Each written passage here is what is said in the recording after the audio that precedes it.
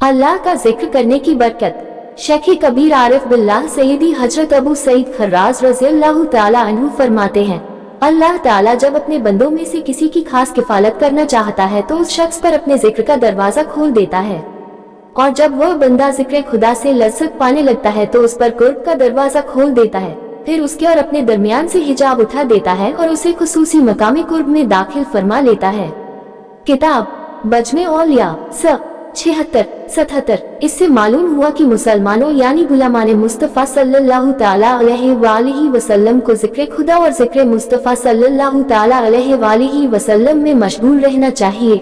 जो लोग जिक्र खुदा में मशगूल रहते हैं, अल्लाह ताला का उन पर खास फज़लो करम नाजिल होता है।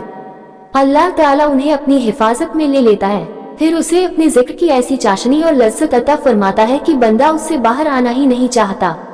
इसलिए आए अपने रब की बारगाह करम में हाजिर हों और अपने रब करीम का करम और उसकी रहमतें हासिल करें।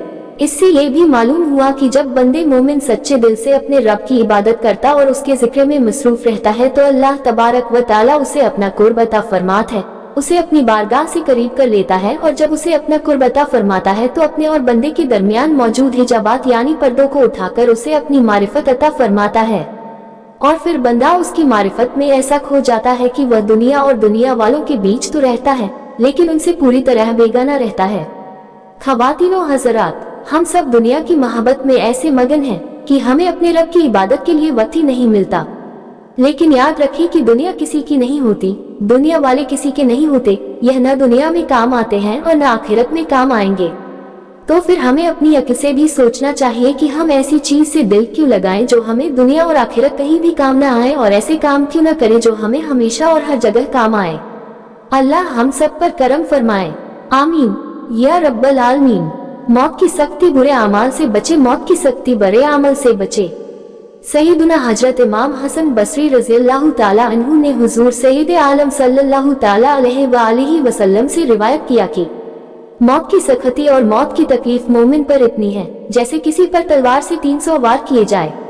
इमाम फ़कीह अबुल समरकंदी रहमतुल्लाहि ताला अलैह फरमाते हैं कि जिसको मौत पर यकीन है कि वह एक रोज आकर रहेगी तो उसके लिए लाजमी है कि वह अपनी ताकत के मुताबिक नेक अमल करे और बुरे अमल से परहेज करे, इसलिए कि उसे इल्म नहीं कि मौत कब आएगी।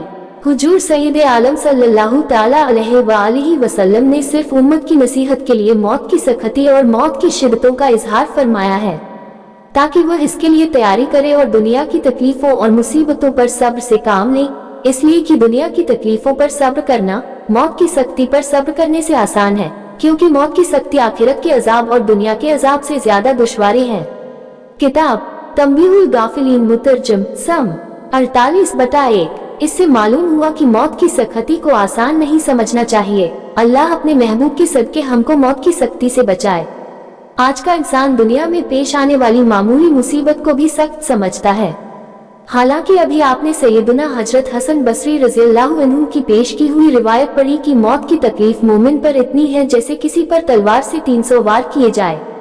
आप सोचिए, खाने पीने की परेशानी और दुख बीमारी की मुसीबत ज्यादा है या तलवार के 300 वार को सख्ती और मुसीबत ज्यादा है। फिर यह भी आप हम सब जानते हैं कि किसी न किसी दिन जरूर आएगी।